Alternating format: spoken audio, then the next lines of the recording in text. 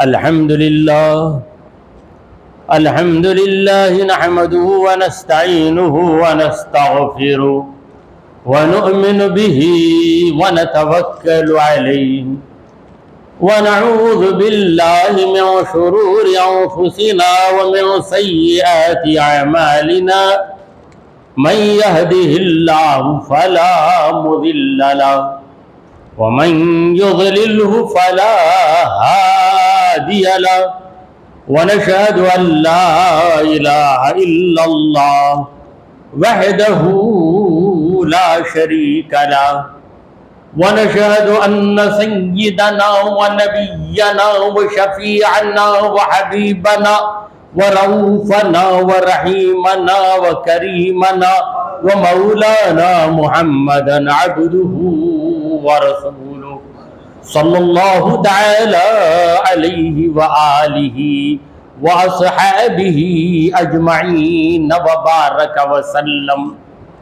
أما بعد فأعوذ بالله من الشيطان الرجيم. بسم الله الرحمن الرحيم. ألا إن أولياء الله لا خوف عليهم ولا هم يحزنون الذين آمنوا وكانوا يتقون. صدق اللہ مولانا العظیم. حاضرین محفل، السلام علیکم ورحمۃ اللہ وبرکاتہ. اللہ رب العزت جل مجدہ کی ہم پر بے پناہ مہربانی ہے کہ اس نے ہمیں آقائے نامدار احمد مختار مدنی تاجدار دونوں جہاں کے سردار حضرت محمد مصطفیٰ رسول خدا صلی اللہ تعالی علیہ وآلہ وسلم کی بابرکت امت میں پیدا فرمایا. حضرات محترم، الحمدللہ اس مسجد میں گزشتہ مہینے یعنی ربیع الاول کے مہینے میں 12 بیانات ہوئے اور یہ مہینہ ربیع الثانی کا مہینہ ہے اور اس میں 11 بیانوں کا اہتمام کیا گیا ہے. تو وہ ربیع الاول پہلی بہار، یہ ہے ربیع الثانی دوسری بہار. ربیع کا معنی ہے بہار. پہلی بہار اس وقت آئی جب دنیا میں سلطان انبیاء آئے اور دوسری بہار تب آئی جب دنیا میں سلطان الاولیاء. حضرت غوث اعظم دستگیر جیلانی، محبوب سبحانی، غوث سمدانی، خطب ربانی، شہباز نورانی، آپ کی ہستی کو اللہ تبارک و تعالی نے ایک بے مثال اور ممتاز ہستی بنائے. سارے اولیاء حضرت غوث پاک کے قدردان، بلکہ بڑے بڑے ولیوں نے غوث الاعظم کی شان میں قصیدے لکھے. حضرت خواجہ قطب الدین بختیار کاکی رحمت اللہ علیہ کتنے بڑے بزرگ. دلی میں آپ کا مزار ہے. یہ خواجہ قطب الدین بختیار کاکی رحمت اللہ علیہ حضرت غوث پاک رضی اللہ عنہ کی شان میں قصیدہ لکھ رہے ہیں. اسی طرح کئی اولیاء جنہوں نے غوث الاعظم کی شان میں قصیدے لکھے، یعنی جو شاعر تھے انہوں نے قصیدے لکھے، جو شاعر نہیں تھے انہوں نے قصیدہ تو نہیں لکھا مگر غوث الاعظم کی عظمت کو ضرور تسلیم کیا. کوئی عالم یا کوئی ولی آپ کو ایسا نظر نہیں آئے گا جس نے غوث پاک سے اختلاف کیا یا غوث پاک کی عظمت میں کلام کیا یا غوث پاک کی فضیلت کے بارے میں یہ اعتراض کیا. کوئی ولی اور کوئی عالی آپ کو نظر نہیں آئے گا۔ تو ہمارے غوث پاک کی جو ہستی ہے یہ مسلم ہے، تسلیم شدہ ہے، سبوں نے مانا ہے۔ اسی لیے جب غوث العظم کا یہ مہینہ آتا ہے تو مسلمانوں کی محفلوں میں غوث العظم کا تذکرہ تازہ ہو جاتا ہے۔ تو 12/11 اس کے بارے میں ایک روایت سننے میں آئی، وہ یہ کہ حضرت غوث پاک رضی اللہ تعالیٰ عنہ میلاد کے مہینے کا اہتمام کرتے تھے، 12ویں شریف کرتے تھے۔ 12 راتوں میں میلاد مصطفیٰ پڑھنے سنانے کا جو رواج ہے یہ بہت پرانا رواج ہے۔ تو غوث پاک پر خدا کا ایسا کرم ہوا اور پیارے آقا صلی اللہ علیہ وسلم کا ایسا فیضان ہوا کہ سرکار کی 12ویں تو آپ کی 11ویں ہوگی۔ تو جب 12ویں کا نام آتا ہے تو ہمارے تصور میں خود بخود میلاد کے جلسے آ جاتے ہیں۔ یہ ایک ایسی اصطلاح ہو گئی، ایک ہماری زبان بن گئی، اور جب 11ویں کا لفظ آتا ہے تو ہمارے ذہن میں غوث العظم کا تصور آ ہی جاتا ہے۔ 11 والے ولی، 12 والے نبی، تو ولی سے نبی تک پہنچو، گھنٹے بھی 11، 11 کے بعد 12، اور 12 کے بعد یہ اللہ وحدہ لا شریک لہ، ولی سے نبی، نبی سے خدا۔ خدا کو پانا ہے تو نبی کا دامن پکڑنا ہے۔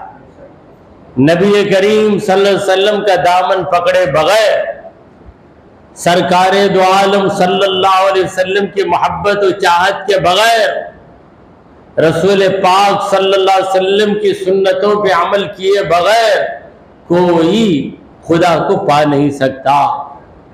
اور نبی کریم صلی اللہ علیہ وسلم کو پانے کے لیے ہم جیسے چھوٹوں کو چاہیے کہ ہم ولیوں کا دامن پکڑیں۔ صحابہ کو ضرورت نہیں اس کی، کیونکہ صحابہ براہ راست نبی سے فیض لینے والے۔ ایک صاحب ایسا بھی کہہ سکتے ہیں، کیا بھئی تم ولی کے ذریعے نبی تک پہنچنا بتاتے؟ ابو بکر صدیق کو ایسا کرے کیا؟ عمر فاروق کو ایسا کرے کیا؟ تو ہم پوچھیں گے تم ابو بکر بھی نہیں، عمر فاروق بھی نہیں، ان کے درجے ہیں سوا، ان کے درجے ہیں سوا، ان کے سوا مشکل ہے۔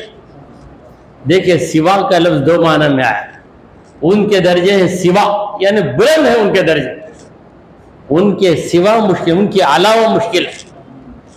شاعر نے لفظ سوا کو 2 الگ الگ معنی میں استعمال کیا، ان کے رتبے ہیں سوا، ان کے سوا مشکل ہے۔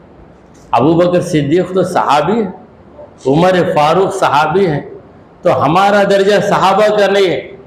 ہماری حیثیت اتنی کم ہے کہ ہم خود شریعت پہ عمل نہیں کر سکتے، ہم امام ابو حنیفہ کی تقلید کرتے ہیں، شریعت پہ عمل کرتے ہیں۔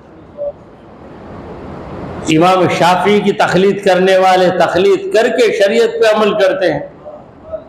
اس پر کوئی پوچھے کیا تم حنفی امام ابو حنیفہ رحمۃ اللہ علیہ کی تقلید کرتے ہو، یہ کام حضرت عمر کرتے تھے کیا؟ کیا سوال ہے، کیا سوال ہے۔ حضرت عمر صحابی رسول، دین کو سمجھانا ان کا کام، دین کو سمجھانا ان کا کام۔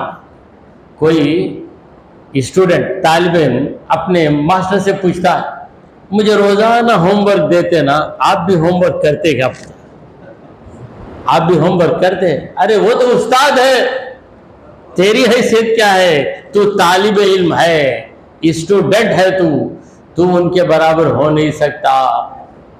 تو صحابہ کرام کا درجہ بہت بلند ہے۔ تو صحابہ کا درجہ کیا ہے؟ سارے صحابہ کو ہم اہل سنت والجماعت تسلیم کرتے ہیں۔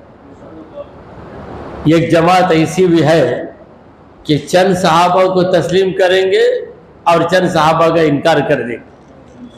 تو حضرت غوث پاک رضی اللہ تعالیٰ عنہ کی بات چل رہی ہے، تو غوث پاک سے کسی نے پوچھا کہ اے شیخ عبد القادر، حضرت معاویہ کے بارے میں آپ کی رائے کیا ہے؟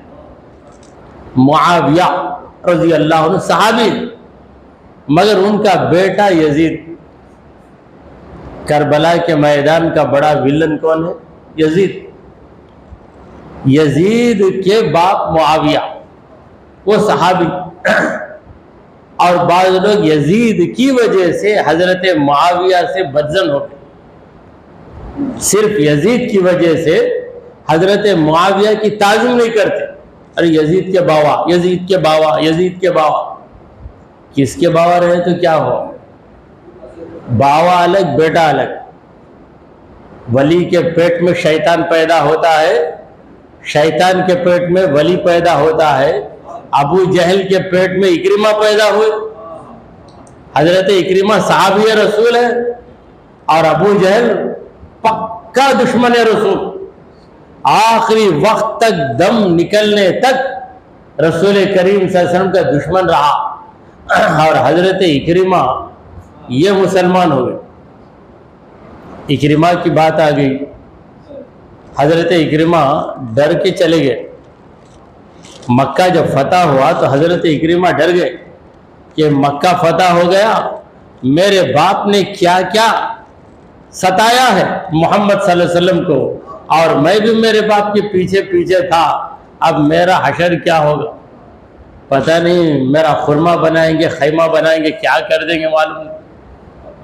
پریشان ہو کے چلے گئے، مگر جب سنا کہ محمد صلی اللہ علیہ وسلم ایک دشمن کو معاف کر رہے ہیں، اس ارادے سے گئے کہ جا کر میں کشتی میں سوار ہو جاؤں، کشتی میں سوار ہو کر کہیں دور چلے جاؤں گا، کشتی میں بیٹھ کر، وہ کشتی کسی بھی ساحل کو چلے جائے، سمندر کی کسی بھی کنارے چلے جائے، وہاں اتر کر جو میں زندہ رہ جاؤں بس۔ مگر جب سنا کہ محمد رسول اللہ صلی اللہ علیہ وسلم دشمنوں کو معاف کرتے، پتھر کھا کر دعائیں دینا یہ مصطفیٰ کا کام، تو حضرت اکرمہ ڈرتے ڈرتے آئے تو سرکار دو عالم صلی اللہ علیہ وسلم کی تہذیب دیکھیے، میرے آقا کے اخلاق دیکھیے۔ حضور نے کہا مرحبا بالراکب، مرحبا بالراکب، اے سوار ہونے والے مرحبا ہے تجھے، خوش آمدید ہے تجھے، خوش آمدید، خوش آمدید، یعنی ویلکم ویلکم کر رہے ہیں۔ کس کو؟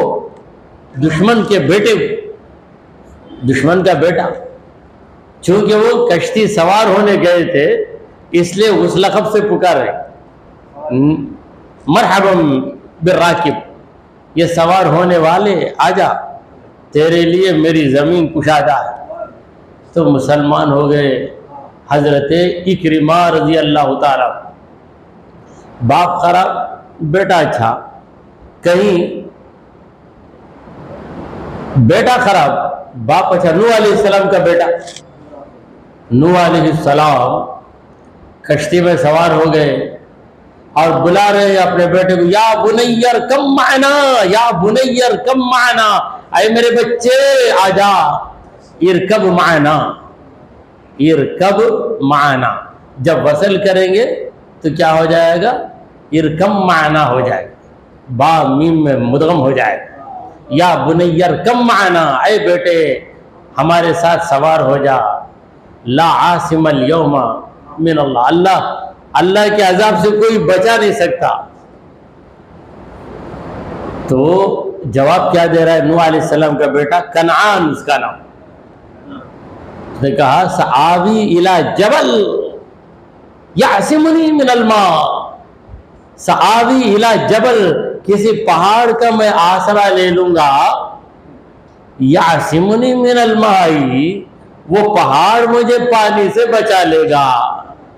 پیغمبر کا بیٹا، پیر کا بیٹا پیر زادہ، تو پیغمبر کا بیٹا کیا پیغمبر زادہ ہو گیا۔ پیغمبر زادہ ہے مگر اتنا کمینہ ہے کہ باپ کی بات کو نہیں مان رہا۔ تو حضرت نوح علیہ السلام شفقت پدری، باپ کی محبت، عرض کرنے لگے اے پروردگار ان ابنی من اہلی، تو نے کہا میرے گھر والوں کو تو بچائے گا، ان ابنی من اہلی، میرا بیٹا تو میرے گھر والا ہی ہے، اے رب ذوالجلال میرے بیٹے کو تو بچا۔ اللہ نے کہا اے نوح سنو، انہ لیس من اہلک، وہ آپ کے گھر کا آدمی نہیں ہے، انہ عمل غیر صالح، اس کا عمل بگڑا ہوا، عمل بھی بگڑ گیا، عقیدہ بھی بگڑ گیا۔ عقیدہ بھی عمل ہے، وہ عمل قلبی ہے، دل کا عمل عقیدہ کہلاتا ہے، عقیدہ بھی بگڑ گیا، اب اس کے بچنے کی کوئی صورت نہیں۔ تو باپ نیک ہوتا ہے، بیٹا بگڑ جاتا ہے۔ تو معاویہ رضی اللہ عنہ باپ ہے، یہ کاتب وحی تھے۔ حضرت معاویہ کیا تھے؟ کاتب وحی تھے۔ کاتب وحی کسے کہتے ہیں؟ جب نبی کریم صلی اللہ علیہ وسلم قرآن پڑھ کر سنائے، اس وقت جو قرآن کو لکھتے ہیں اسے کہتے ہیں کاتب وحی۔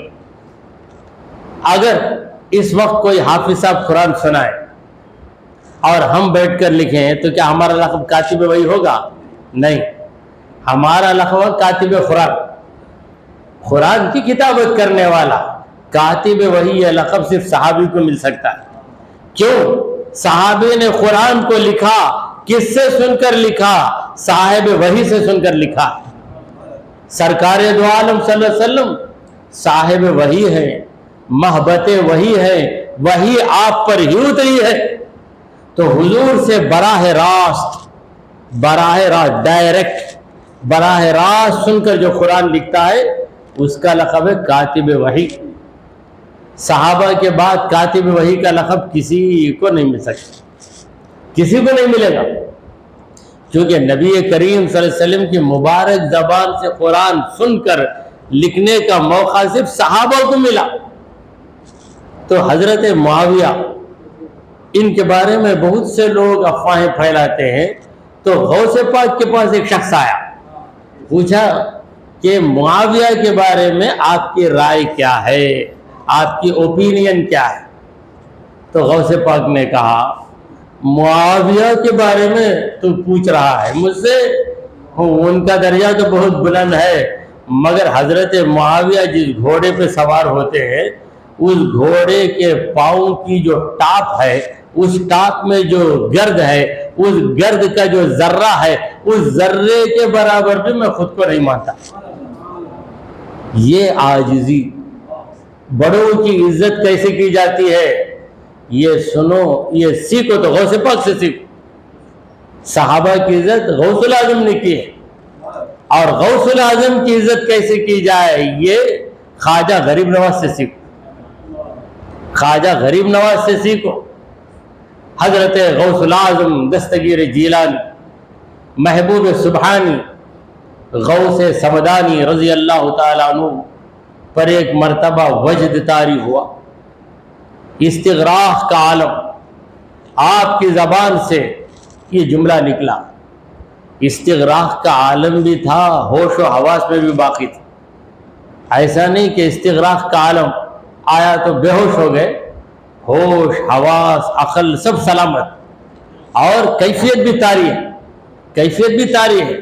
کہنے لگے قدمی ہذہ علی رقبت کل ولی للہ، میرا یہ قدم ہر اللہ کے ولی کی گردن پہ۔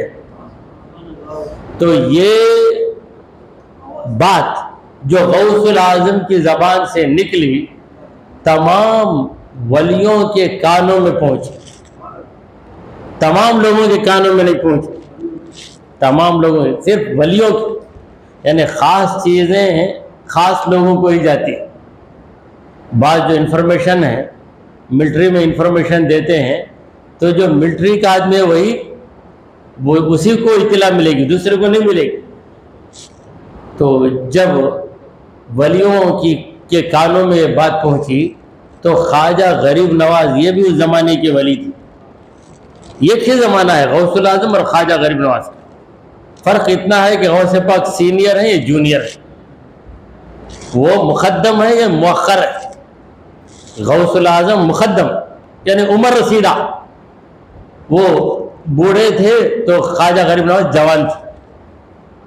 تو خواجہ غریب نواز رحمۃ اللہ علیہ نے جب غوث پاک کی اس بات کو سنا تو کہا بل علی الراس والعین یا سیدی, اے میرے سردار آپ کا قدم میری گردن پہ کیا, بل علی الراس والعین میرے سر پر میری نظر پہ آپ کا قدم, میں سر پہ آپ کا قدم رکھ لوں گا. آپ کا اتنا بڑا درجہ ہے. ولی را ولی می شناست مشہور ہے. ولی را ولی می شناست, ولی کو ولی ہی پہچانتا ہے. ولی کا درجہ کیا ہے, ولی پہچانتا ہے. دیکھیے صحابہ کرام بھی آپس میں ملتے تو ایک صحابی دوسرے صحابی کا مقام بتاتا. حضرت عمر کہتے, حضرت عمر رضی اللہ عنہ کہتے تھے کہ ابو بکر صدیق رضی اللہ تعالی عنہ کو ایک رات ہجرت کی جو غار ثور میں نبی کریم صلی اللہ علیہ وسلم کے ساتھ ملی ہے, اگر وہ موقع مجھے مل جائے تو میں اپنی زندگی کی ساری نیکیوں کو نچھاور کر دوں, اور میری ساری نیکیاں مل کر اس رات کی ایک خدمت جو ابو بکر صدیق نے کی اس کے برابر نہیں ہو سکتی. یہ صحابی, ایک صحابی دوسرے صحابی کی قدر کو جانتا ہے, ایک ولی دوسرے ولی کی قدر کو جانتا ہے.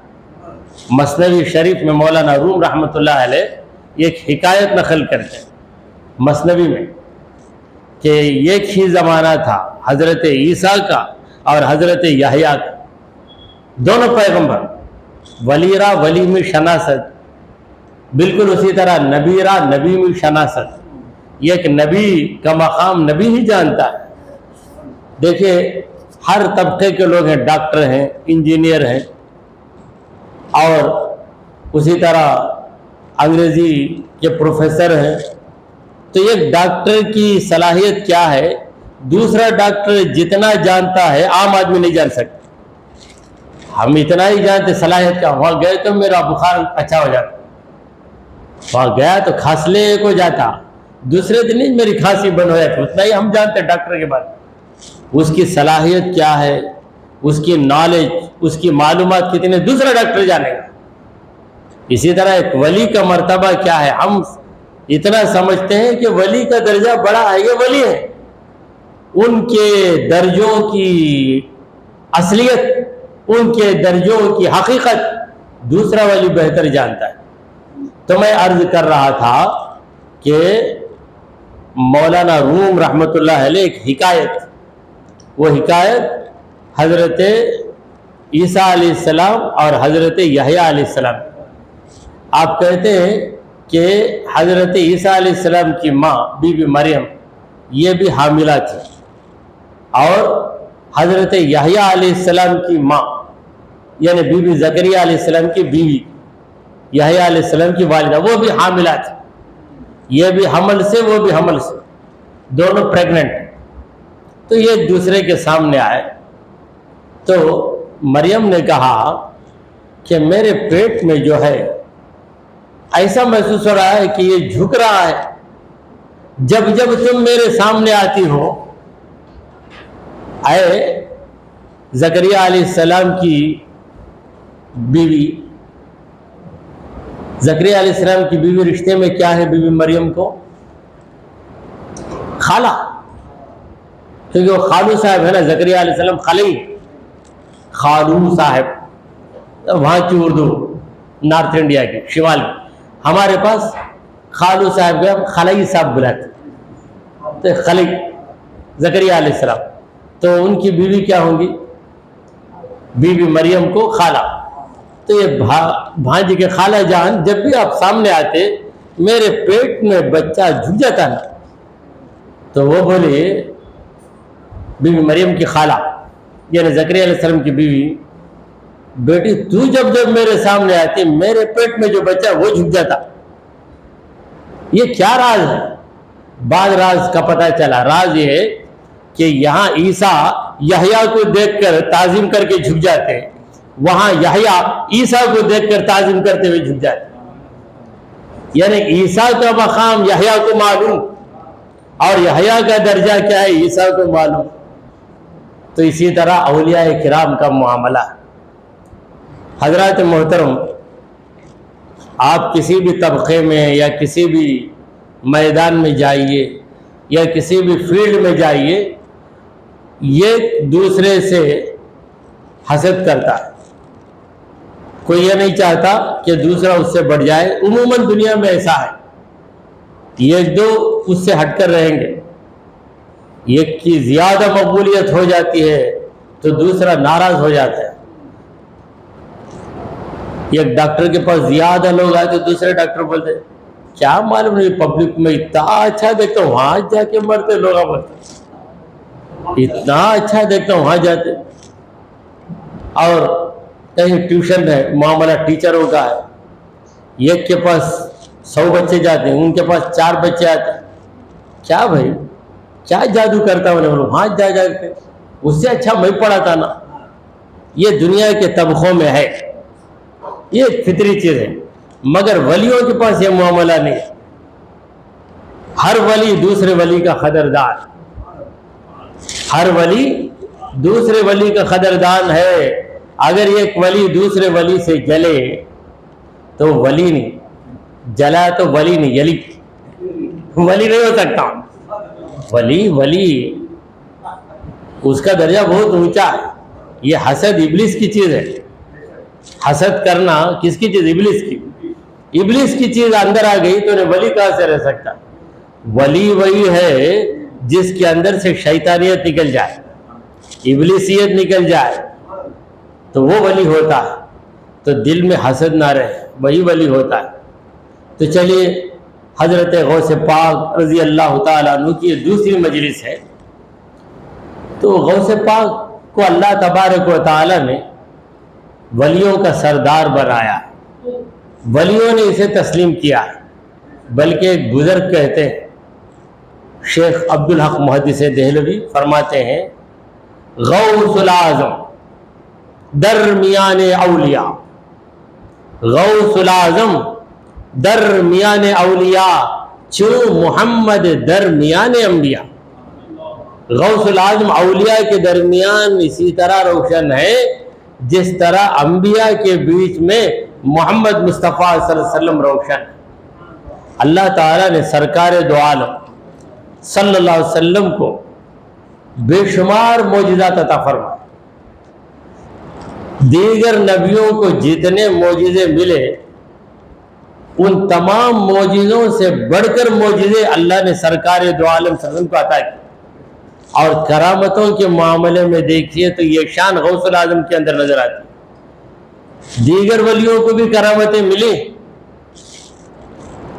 بعض اولیاء ایسے بھی گزرے ہیں جن سے یہ کرامت بھی صادر نہیں.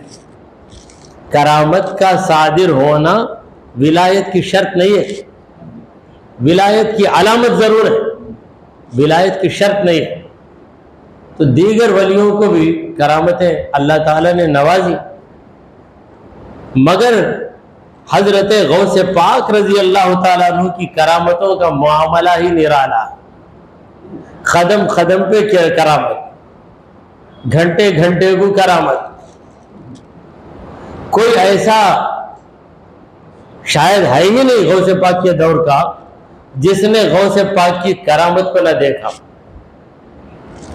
ایسے اللہ تبارک و تعالیٰ نے غوث پاک کو مخزن کرامات بنایا, کرامتوں کا اڈا بنا دیا ہے. اسی لیے فرماتے ہیں شاہ عبدالحق محدث دہلوی, چون محمد درمیان انبیاء, غوث الاعظم درمیان اولیاء, چون محمد درمیان انبیاء. جس طرح نبیوں کے درمیان محمد مصطفیٰ صلی اللہ علیہ وسلم ہے, ولیوں کے درمیان غوث الاعظم. مگر ہم غوث پاک کے مقام کو بہت بلند ماننے کے باوجود غوث الاعظم کو صحابہ کے بعد ہی تسلیم کرتے. یہ عقیدہ ہے اہل سنت والجماعت. انبیاء کا درجہ، اس کے بعد صحابہ کا درجہ، صحابہ کے بعد ہی ہے اولیاء کرام کا درجہ۔ تو حضرات محترم، ہمارے غوث پاک کی کرامتیں کب سے شروع ہوئی؟ کب سے شروع ہوئی؟ اکثر ولیوں کی کرامت جب وہ عبادت کرتے ہیں، ریاضت کرتے ہیں، انہیں ولایت مل جاتی ہے، پھر اس کے بعد ان سے کرامت ظاہر ہونے لگتی ہے۔ غوث الاعظم کا معاملہ ذرا جدا ہے، ایسا جدا کہ آپ پیدائشی ولی ہیں، آپ جب سے پیدا ہوئے آپ سے کرامتیں ظاہر ہو رہی۔ ہمارے غوث پاک کی ولادت، پیدائش کب ہوئی؟ رمضان کی پہلی رات۔ یہ جو 11ویں ہے ربیع الثانی کی 11ویں تاریخ، یہ غوث الاعظم کی وفات کا دن ہے۔ وہ ولادت در حقیقت رمضان کی پہلی رات۔ جب بھی رمضان کی پہلی رات آتی ہے تو بہت زیادہ پریشانیاں ہوتی ہیں، چاند دکھا یا نہیں دکھا۔ کئی لوگ ایسے ہی چاند دیکھے بغیر کہہ دیتے ہیں چاند نظر آ گیا، چاند نظر آ گیا، اس کا سن کر وہ بولا، اس کا سن کر وہ بولا، آخر وہ کیا سنا؟ نہیں، میں ٹرین میں آلوگا تھا، کون کی بولا سنا میں۔ تو دیکھا با؟ نہیں انہیں دیکھا، تو دیکھا بولا نا، انہیں دیکھا بولا نہیں، وہ سن کو میں بھی دیکھا بولا۔ بھائی یہ چاند کی رؤیت کی گواہی جب تک تو تیری آنکھ سے نہیں دیکھ لیتا تو یہ گواہی دے نہیں سکتا۔ ویسا کیوں قصہ ہو معلوم ہی نہیں نا مجھے، کیونکہ ہمارے لوگ علم سے اتنے دور ہو گئے، بس اسے بھی ایک مذاق سمجھتے ہیں، مذاق سمجھتے ہیں، حالانکہ یہ بڑی باریک چیز ہے۔ کیونکہ رمضان کا مہینہ شروع ہوتا تو آج ترقی ہو گئی، خبر بڑی آسانی سے پہنچ جاتی ہے۔ 6 بجے چاند نظر آ جائے تو 7 کے اندر پتہ چل جاتا۔ مگر ایک دور ایسا تھا کہ کبھی ہم سحری بھی نہیں کرتے، فجر کے قریب وقت اطلاع ملتی کہ چاند نظر آ گیا، تو کیا کریں؟ کچھ وقت رہا تو سحری کرتے ہیں، سحری کے بغیر ہی پہلا روزہ رکھ لیتے۔ وہ پرانا زمانہ، اب ویسا نہیں۔ تو ہمارا پرانا زمانہ ایسا ہے، تو غوث الاعظم کا زمانہ کیسا تھا؟ غوث الاعظم کا زمانہ وہ جو ہے 5ویں صدی کا زمانہ، 470 سن ہجری میں غوث پاک کی ولادت ہوئی تھی۔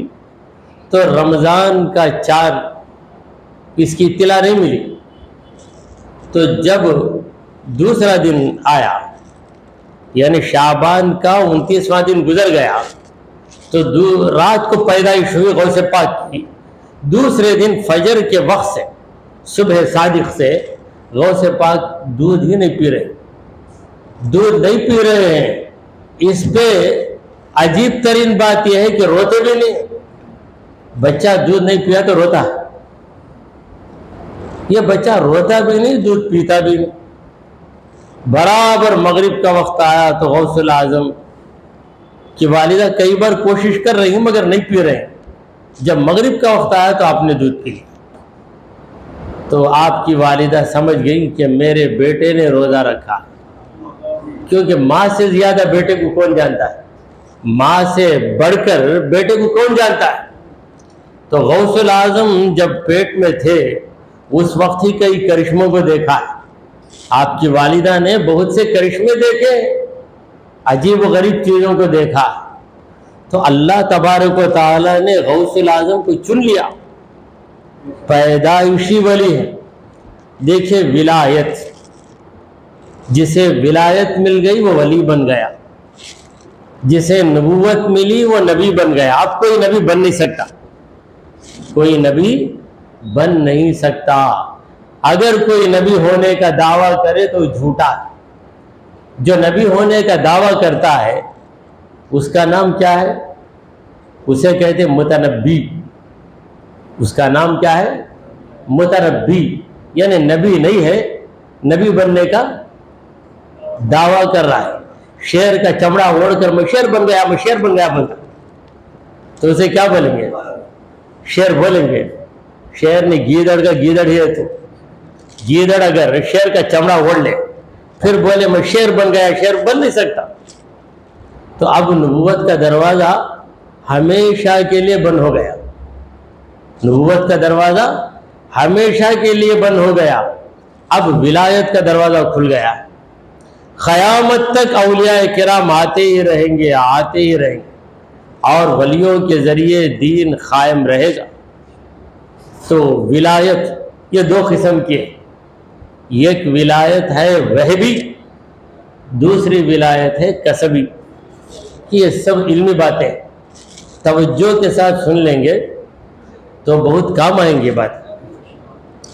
ایک وہبی، دوسری کسبی۔ اب وہبی کیا ہے؟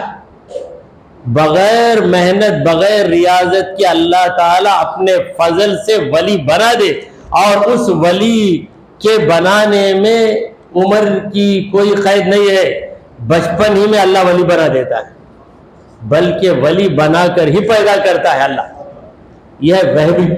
اب وہبی کا کیسے سمجھیں گے؟ گفٹڈ ولایت، اللہ کی طرف سے گفٹ ہے، تحفہ ہے، پروردگار عالم نواز دیا، یہ عمل کیا، وہ عمل کیا، نہیں، بغیر کسی عمل کے، بغیر کسی عمل کے یوں ہی بنا دیا۔ اور دوسری ولایت ہے ولایت کسبی۔ کسب کا معنی کیا ہے؟ محنت کرنا، کمانا۔ تو عبادت، علم حاصل کرنا، عمل کرنا، عبادت کرنا، ریاضت کرنا، فرض روزوں کے ساتھ نفل روزے رکھنا، فرض نمازوں کے ساتھ نفل نمازیں پڑھنا، یہ سارے کام کرنے کے بعد ولایت نصیب ہوتی ہے۔ اس کا نام کیا ہے؟ ولایت کسبی۔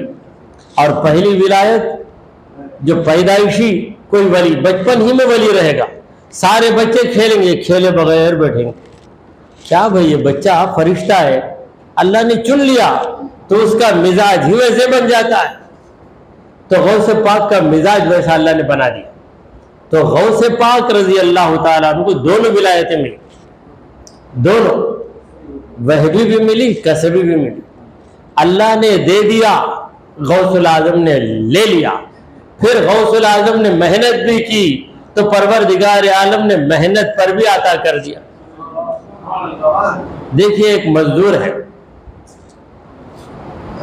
وہ محنت نہیں کیا، مگر اس کے مالک نے کہا کہ یہ مہینہ تو محنت نہیں کیا، محنت کرنے کی ضرورت نہیں، جا میں تجھے اس مہینے کی تنخواہ دے دیتا ہوں، 30-40 ہزار جو بھی ہے دے دیا۔ تو نوکر نے کہا کہ میرے کرم کرنے والے آقا، آپ نے دے دیا، مگر آپ کی خدمت میں ضرور کروں گا، میں محنت کروں گا۔ جب اس نے محنت کی، ایک مہینہ گزرا، تو آقا نے کہا کہ وہ میں نے میری مہربانی سے تجھے دے دیا، اب تیری محنت کا جو عوض ہے یہ بھی روکنے والا نہیں، یہ بھی میں تجھے دینے والا۔ تو یہ بھی مل گیا، وہ بھی مل گیا۔ اگر ویسا نہیں، میرا مالک، یجمان، میرا جو اونر ہے دے دیا مجھے، اب میں کیوں جانا، گھر میں پڑھ کے سوتا رہوں، سوتے رہے گا، مگر وفادار رہا تو اپنے مالک سے کہے گا کہ آپ نے کرم کیا، دے دیا، لیکن میری بھی تو ذمہ داری ہے، میں آپ کا نوکر ہوں، میں اگر نہ آؤں تو آپ کو ضرور خلل ہوگا، میں ضرور آؤں گا۔ یہ وفادار نوکر ہوتا ہے۔ تو اس مثال کے ذریعے سمجھیے کہ ہمارے غوث پاک کو اللہ تعالیٰ نے ولی بننے کے لیے کسی عمل کا محتاج نہیں بنایا، عمل کے بغیر میں تجھے ولی بنا دیا۔ غوث العظم نے کہا یہ صحیح ہے، مگر عمل کرنا میری ذمہ داری ہے، میں عمل ضرور کروں گا، فرض نمازیں بھی پڑھوں گا، نفل نمازیں بھی پڑھوں گا، فرض روزے بھی رکھوں گا، نفل روزے بھی رکھوں گا۔ پھر ولایت کے اونچے مقام پر پہنچ گئے، اتنے بلند مقام پر پہنچ گئے کہ آپ سید الاولیاء ہو گئے، ولیوں کے سردار ہو گئے. درست العلم حتی صرت خطبا، غوث العظم کا شعر ہے، قصیدہ غوثیہ. یہ قصیدہ ہے، یہ قصیدہ غوث العظم نے لکھا، اپنے بارے میں لکھا ہے. آپ بیتی، خود کی بایوگرافی، آپ بیتی بیان کی ہے غوث العظم نے، قصیدہ غوثیہ. الحمدللہ مجھے بچپن میں عادت تھی یہ قصیدہ غوثیہ پڑھنے کی. ایک بار ہم نے پڑھا اس وظیفے کی کتاب میں، پڑھنے کا شوق ہو گیا، سمجھے بغیر پڑھے، مگر اللہ کا کرم ہوا کہ آپ سمجھ کے پڑھ رہے ہیں. تو غوث پاک کے دربار کو جب میں گیا بغداد شریف میں، تو یہ قصیدہ غوث وہاں لکھا ہوا ہے. ارے میں بچپن میں پڑھتا تھا، ہاں لکھا ہوا ہے قصیدہ غوثیہ. قصیدہ غوثیہ میں غوث پاک فرماتے ہیں درست العلم، میں نے علم حاصل کیا، حتی صرت خطبا، یہاں تک کہ میں خطب بن گئے. یعنی رب نے غوث العظم کو جو جو عطا کیا ہے اسے غوث العظم بیان کرتے ہیں، اور آخر میں کہتے ہیں کہ خدا کی نعمتیں، اسے کہتے ہیں تحدیث نعمت. کیا کہتے ہیں؟ تحدیث نعمت، یعنی اللہ کی نعمت کو بیان کرنا. یہ فخر کی وجہ سے نہیں، یہ جو غوث العظم نے کہا فخر کی، فخر غوث العظم کو جھانک کر بھی دیکھ نہیں سکتا. غوث العظم کے اندر فخر کیسے آئے گا؟ بڑے بڑے مغروروں کا فخر توڑنے والے غوث العظم، ان کے اندر فخر نہیں آ سکتا.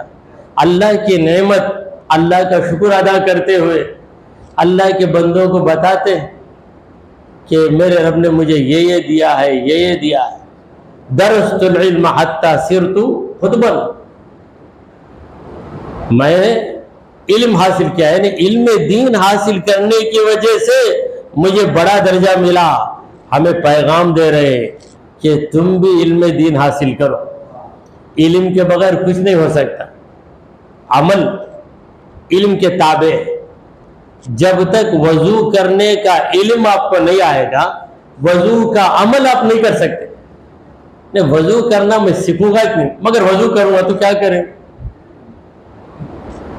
ایسا وضو کریں گے کہ آپ تو اسے وضو سمجھیں گے مگر وہ وضو نہیں ہوگا. سیدھے گئے، ہاتھ دھوئے، آدھا ہاتھ دھو کر آ گئے، میں وضو کر لیا. کہ ہاتھ دھونا ہوتا اتنا؟ بھائی مسئلہ ہے کہ دونوں ہاتھ کوہنیوں سمیت دھو، یہاں تک دھوئیں گے تو فرض پورا ہوگا. ارے وہ سب میں سوچتا نہیں، کیا کہ وضو کرنا کر لیا. یہ علم نہ ہونے کی وجہ سے. تو حضرت غوث پاک رضی اللہ تعالیٰ عنہ کو اللہ تبارک و تعالیٰ نے دونوں ولایتوں سے نوازا، ولایت وہبی اور ولایت کسبی. ولایت وہبی، پیدا ہوئے طفل شیر خوار. کیا کہتے ہیں؟ طفل شیر خوار، یعنی دودھ پیتا بچہ. کیا دودھ پیتا بچہ روزہ رکھ سکتا؟ نہیں رکھ سکتا نا. پھر غوث العظم کیسا رکھے؟ اسی کا نام کرامت. جو چیز یوزول ہوتی ہے، یوزول حسب معمول، حسب معمول جو چیز ہوتی ہے اسے کرامت نہیں بولتے. خلاف معمول ہونا، ان یوزول، خلاف معمول ہو تو اس کا نام کیا ہے؟ کرامت. میں روز صبح اٹھ کے چائے پیتا، پھر اس کے بعد 9 بجے ناشتہ کرتا، کیا کرامت دیکھیں میری؟ بھائی یہ کیا کرامت؟ سب کرتے آپ بھی کر رہے ہیں. ہاں کرامت بولے تو کیا کرنا؟ صبح اٹھنے کے بعد تم ایسا کام کرو کہ کوئی چائے لا کر دینے والا نہ رہے، تمہارے سامنے خالی پیالہ رہے، گلاس خالی رہے، تم نظر ڈالو اس میں چائے آ جائے. یہ کرامت کوئی نہیں کر سکتا. جو کام عام طور پر لوگ نہیں کر سکتے وہ کام اگر ولی کرتا ہے تو اس کا نام ہے کرامت. اگر نبی کرتا ہے تو اس کا نام معجزہ. کام ایک ہی ہے، مگر درجہ بدلتا ہے تو نام بھی بدل جاتا ہے. درجہ بدلے تو اس کا نام بدل جاتا ہے. اسکول میں رہتے ٹیچر ٹیچر ٹیچر، کالج میں جاتے پروفیسر ہو جاتے. بھائی انہیں بھی وہ کم کرتا، انہیں بھی اتنا کم کرتا. کالج کا پروفیسر کیا کرتا؟ پڑھاتا.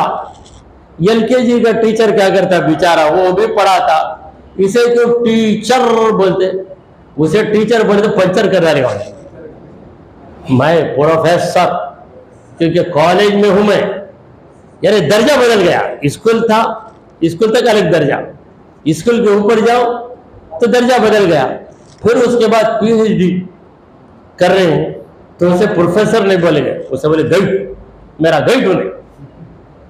کیا بھائی انہیں بھی پڑھاتے سے نہ تم کو غلطی کرے تو بتا دے. نہیں، اس کا نام گائیڈ ہو گیا کیونکہ درجہ بدل گیا. درجہ بدلتا ہے تو نام بدلتا ہے. اسی طرح ولی کا درجہ اس اعتبار سے کرامت، اور نبی کا درجہ بڑا درجہ ہے. تو ولی مردے کو زندہ کر دے تو کرامت، نبی مردے کو زندہ کرے تو معجزہ. خواجہ غریب نواز آگ میں جا کر جلے بغیر باہر آئے تو اس کا نام کرامت.